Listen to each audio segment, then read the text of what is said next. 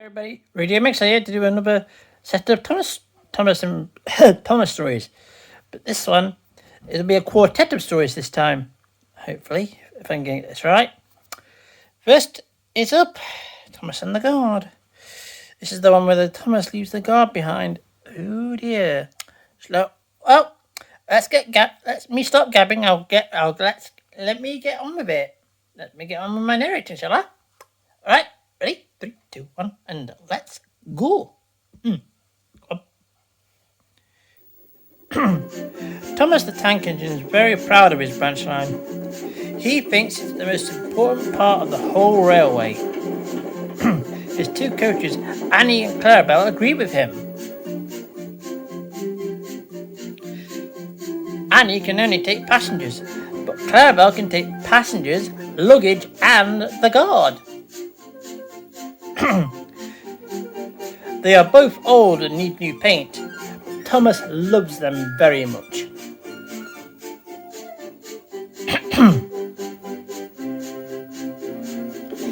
As he runs backwards and forwards along the line, they sing songs to each other. When Thomas starts from a station, he sings, "Oh, come along, we're rather late. Oh, come along, we're rather late."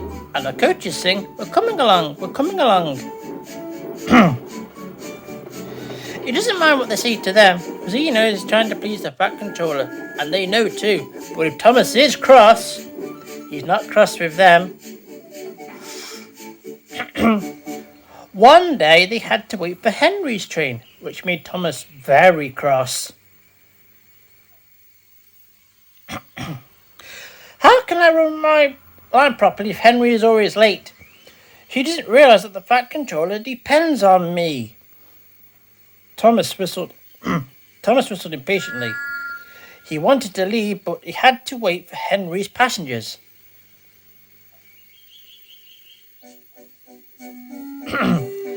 At last, Henry came.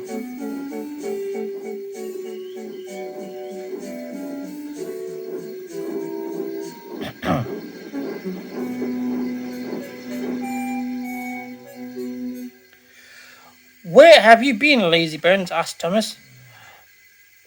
"Oh dear, my system is out of order. You don't know what I suffer," moaned Henry. "Rubbish," said Thomas. "You're too fat. You need exercise." The guard blew his whistle. Thomas started so quickly that he left him behind. The guard tried to wave his red flag to stop Thomas, but he was well out in his way, steaming out of the station. Oh dear. Come along, said Thomas, but Clarabelle didn't want to come. I lost my nice guard, she sobbed. Annie tried to tell Thomas what happened. We haven't a guard. But he was hurrying and wouldn't listen. Annie and Clarabelle tried to put on their brakes, but they couldn't without the guard. Where is our guard? They cried. But they didn't stop till they reached the signal.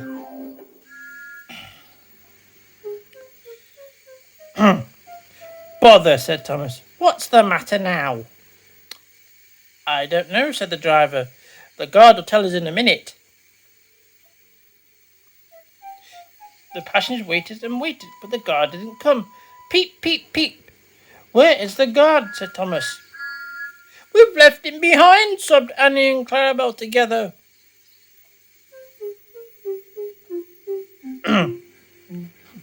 Everyone looked, and there was the guard running as fast as he could along the line, with his flags in one hand and his whistle in the other. He was very hot, so he had a drink. Can't say I blame him. Then he told them all about it. I'm very sorry, Mr. Guard, said Thomas. Oh, it's all right. It wasn't your fault, Thomas. Look, the signal is down. We can go. Let's make up for lost time.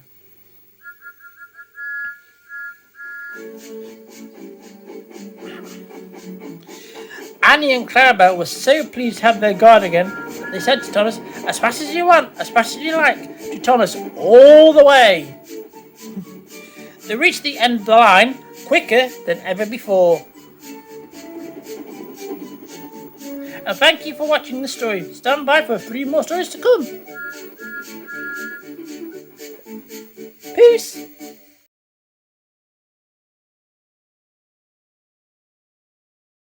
Hi everybody, Radio Mix here to do story number 2. This time, Thomas goes fishing. Oh boy.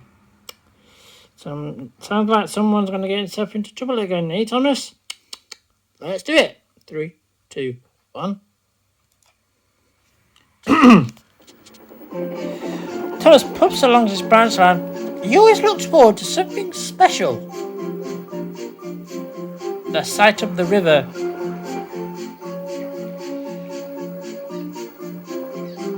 As Thomas rumbled over the bridge, he would see people fishing. Thomas often wanted to stay and watch, but his driver said, "No. What would the fat controller say if you were late?" Every time he met another engine, he would say, "I want to fish." But they all gave him the same answer. "Engines don't go fishing."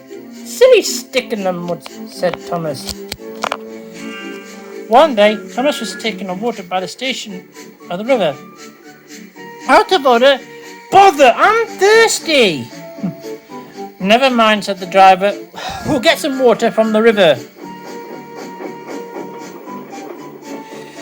They found a bucket and some rope and went to the bridge.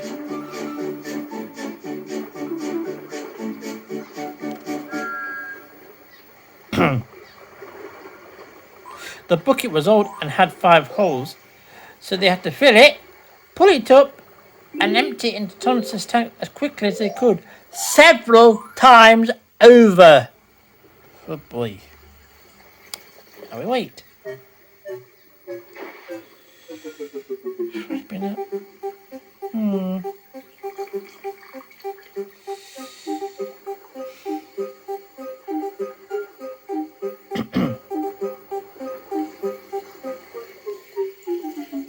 They finished at last. "That's good, that's stuff," puffed Thomas, and Annie and Clarabelle ran happily behind. Oh dear. Suddenly, Thomas began to feel pain in his boiler. Steam was hissing from the safety valve in an alarming way. "There's too much steam," said the driver. "Oh dear," he groaned. I'm going to burst. They damped down his fire and struggled on. I got such a pain, Thomas hissed.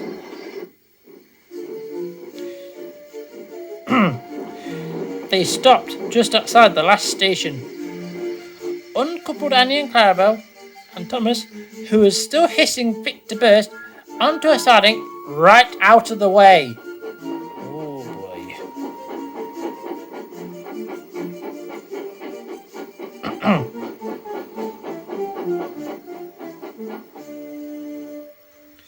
While the guard phoned for an engine inspector, the fireman and driver found notices in large letters which they hung on Thomas in front and behind. "Danger! Keep away!" Soon the fat controller and the inspector arrived. "Cheer up, Thomas," they said. "We'll soon put you right." "Perhaps the feed pipe is blocked," said the inspector. "I'll just look in the tanks." He clambered up, looked in, and nearly fell off. And then he came down. "Excuse me, sir. Please tell me in the tank and tell me what you see." "Certainly," said the fat controller. He clambered up, looked in, and nearly fell off in surprise. "Inspector," he whispered, "do you see fish?" Oh dear. "Gracious goodness me, how did the fish get there, driver?" "We must have fished them out of the river with our bucket," said the driver. "Well, Thomas, so you and your driver have been fishing. But fish don't suit you. We must get them out." Then they all took turns fishing in Thomas's tanks, while the fat controller looked on and told them how to do it. When they have caught all the fish, they had the lovely picnic supper of fish and chips. Hey! Yum! "That was good," said the fat controller. "But fish don't suit you, Thomas, so you mustn't do it again." "No, sir, I won't," said Thomas sadly. "Engines don't go fishing. It's too uncomfortable."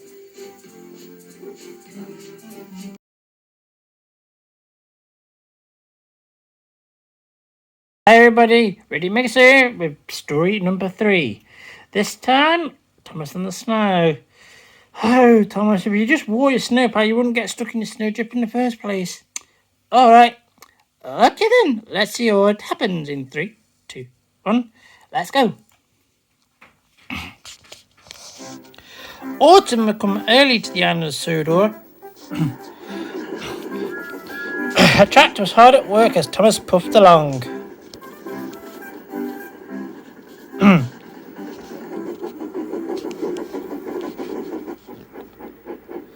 Thomas stopped close by. Hello, said the tractor. I'm Terence. I'm ploughing. Hello, I'm Thomas. I'm pulling a train. What ugly wheels you've got. They're not ugly. They're caterpillars, said Terence. I don't need rails. I can go anywhere. I like my rails. Thank you. Rude much. Soon, clouds came full of snow. I don't like it, said Thomas's driver. Looking up at the sky, a heavy fall is coming. Huh, said Thomas. Sit soft stuff nothing to it. And he puffed on, feeling cold but confident.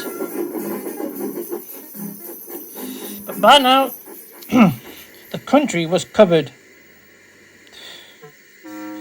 You'll need your snowplow for the next journey, Thomas, said the driver. Pooh! Snow is silly soft stuff. It won't stop me. The snowplow was heavy and uncomfortable and made Thomas cross. He shook it, he banged it, and when he got back, it was so damaged that the driver had to take it off. You're a very naughty engine, he said to Thomas. Next day, Thomas's driver and fireman came early and worked hard to mend the snowplow, but they couldn't make it fit. Thomas was pleased. I shan't have to wear it. I shan't have to wear it. He puffed Andy and Clara out. But the coaches were anxious. I hope it's all right. I hope it's all right, they whispered to each other. It's not bad here, said the driver, but it's sure to be deep in the valley. Silly soft stuff, puffed Thomas. I didn't need that stupid old thing yesterday and I shan't today. Snow can't stop me. He rushed into the tunnel thinking how clever he was, but there was trouble ahead. Cinders and ashes, said Thomas. I'm stuck. And he was. Back, Thomas, back, said the driver. Thomas tried, but his wheel spun, he couldn't move. The guard went back for help, while everyone else tried to dig the snow away. But as fast as they dug, more snow slipped down until Thomas was nearly buried. Oh, my wheels and coupling rods! I shall have to stay here till I'm frozen. What a silly engine I am! And Thomas began to cry. At last, a bus came to rescue the passengers. But look, who should come to Thomas's rescue but Terence? Snow never worries him.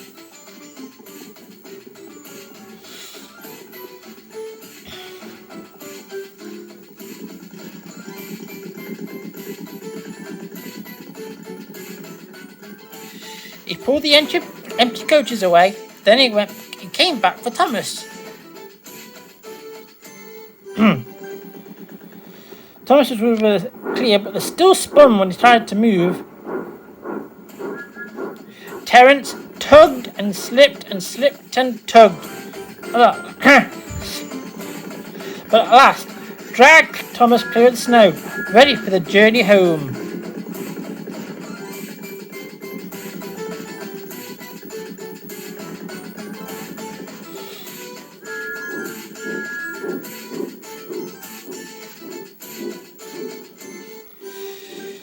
Thank you, said Thomas. Your caterpillars are splendid. I hope you are sensible now, Thomas, said the driver. I'll try, sir. And he puffed slowly home. Don't underestimate snow again, eh, Thomas? Bye.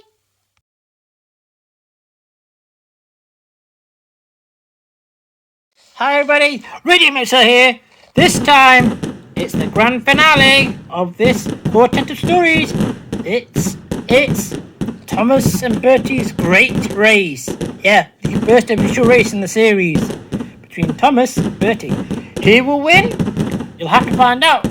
You'll have to stay tuned to find out. Ready? 3, 2, 1, let's go! One morning, Thomas was waiting at a junction when a bus arrived. Hello. Hello, I'm Thomas. I'm Bertie. I'm Thomas. I run this branch line. Oh, so you're Thomas. I remember now. You got stuck in the snow. I took your passengers and Terence the tractor pulled you out. I've come to help you with your passengers today. Help me, said Thomas. I can go faster than you. You can't, said the bus. I can, said Thomas. I'll race you. The drivers agreed to the race going ahead. Are you ready? Go! Started a walk. Thomas never could go fast before, and Bertie drew in front. Why did you go fast? Why did you go fast? Said the coaches. Wait and see, wait and see. Thomas was in no hurry. He remembered the level crossing. Sneaky devil. There was Bertie, fuming at the gates as they sailed gaily through. Goodbye, Bertie, said Thomas. After that, the load left the railway. They couldn't see Bertie. Thomas had to stop at the next station. Peep, peep! Get in quickly, please. Hurry, hurry. Come on, let's go. Come on, let's go. Hurry, hurry, hurry, said Thomas. Then they saw Bertie, tooting triumphantly on his horn.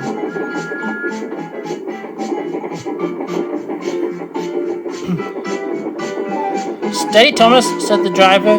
We'll beat Bertie yet. We'll beat Bertie yet.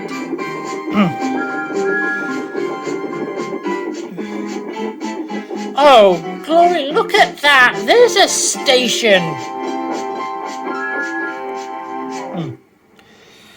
Goodbye, Thomas. Oh, you must be tired. Sorry, can't stop. We buses, we have to work, you know. Goodbye. Oh dear, we've lost. But he felt better after a drink. Signal dropped. We're off again, said Thomas.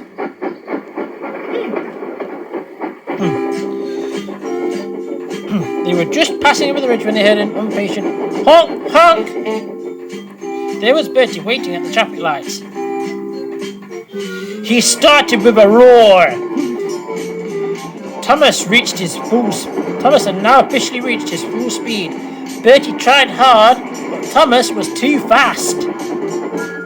Whistling triumphantly, he plunged into the tunnel, leaving Bertie toiling far behind.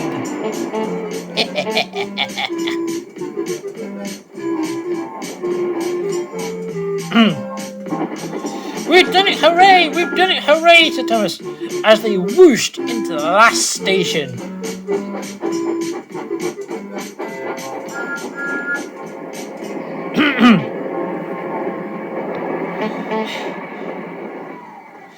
Everyone was there to celebrate Thomas's victory, and they gave Bertie a big welcome too. Oh, that was fun, said Bertie. But to beat you over that hill, I would have to grow wings and be an aeroplane. They now keep each other very busy. Sometimes Thomas takes people to meet to Bertie, and Bertie brings them to Thomas. The Fat Controllers, but Bertie's passengers don't like being bounced by peas in a fire pan, and the Fat Controllers warn Thomas not to race at dangerous speeds. Although they would like to have a race, I don't think they will. Do you? We don't know. See you soon.